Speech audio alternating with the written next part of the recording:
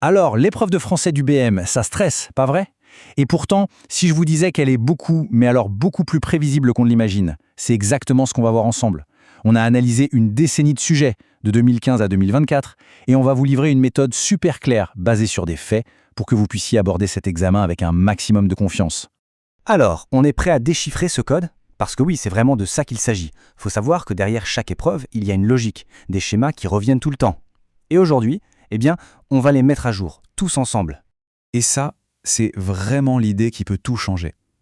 Pour réussir le BM, la clé, ce n'est pas de tout savoir par cœur. Non, pas du tout. C'est d'avoir la bonne stratégie. L'objectif, c'est de passer du brouillard à quelque chose de limpide. Et comment on fait ça? C'est simple.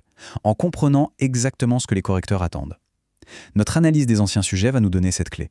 Ok, voilà notre programme en 5 points très simples. D'abord, on va vous prouver que l'épreuve est prévisible.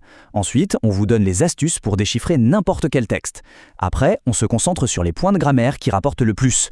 Puis, on voit comment bâtir une rédaction en béton. Et on termine avec un plan d'action hyper concret. C'est parti! Allez, on attaque avec la première partie. Et le premier truc à se dire, c'est oublier le hasard. Le BSEM, c'est une épreuve qui se répète. L'analyse qu'on a faite sur 10 ans de sujets, elle montre des choses super claires, des constantes. Attention, ce qui va suivre, ce n'est pas juste une impression, ce sont des faits, basés sur des chiffres.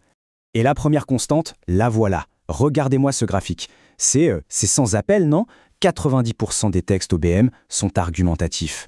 90%, c'est une info qui vaut de l'or. Ça veut dire quoi? Ça veut dire qu'on peut concentrer quasiment tous ses efforts sur ce seul type de texte. Si on maîtrise sa structure, on maîtrise l'épreuve. C'est aussi simple que ça.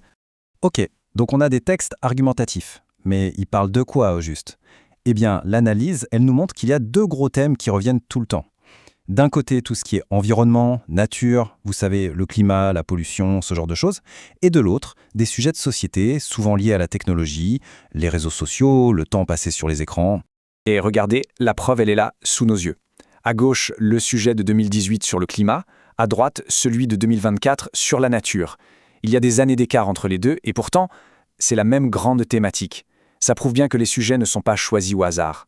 Ils tournent toujours autour des mêmes grandes questions de société. Bon, maintenant qu'on sait qu'on va très probablement tomber sur un texte argumentatif, passons à la deuxième partie. Comment on fait pour le déchiffrer? L'idée, c'est de voir ensemble comment aller chercher le maximum de points dans cette partie compréhension de l'écrit.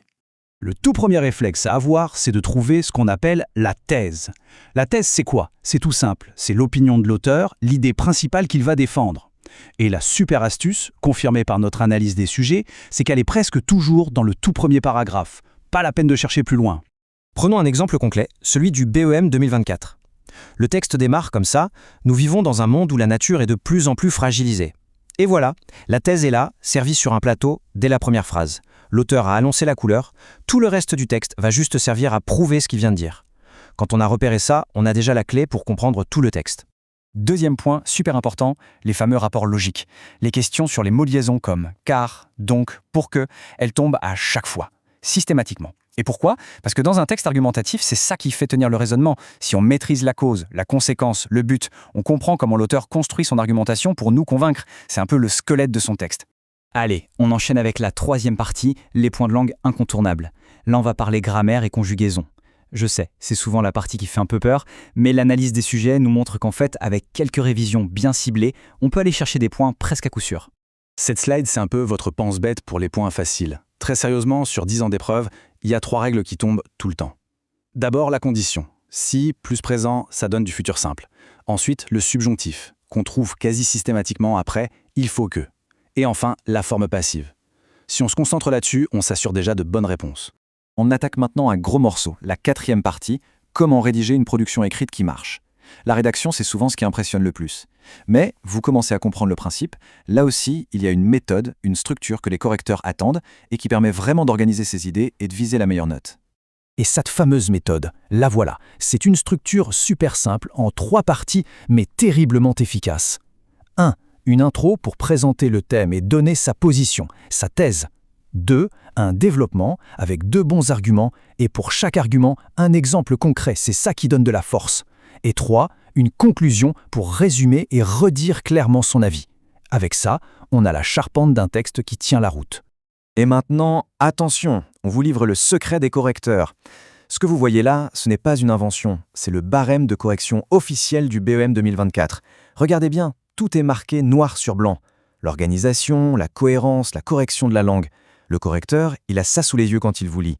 Connaître cette grille, c'est savoir exactement où aller chercher les points. Voilà, on arrive à la dernière ligne droite, notre plan d'action. On a vu plein de choses, on a analysé, décortiqué. Maintenant, la question c'est, concrètement, comment on met tout ça en pratique le jour de l'épreuve?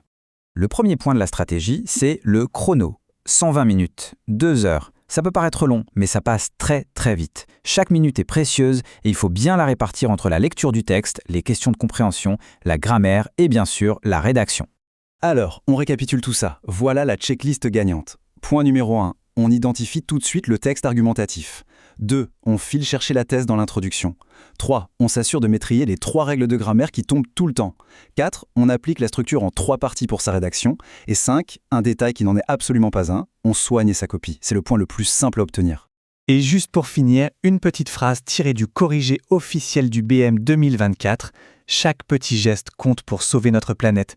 C'est simple, c'est direct, c'est efficace. C'est la preuve que ce qu'on écrit peut vraiment avoir du poids et porter un message clair.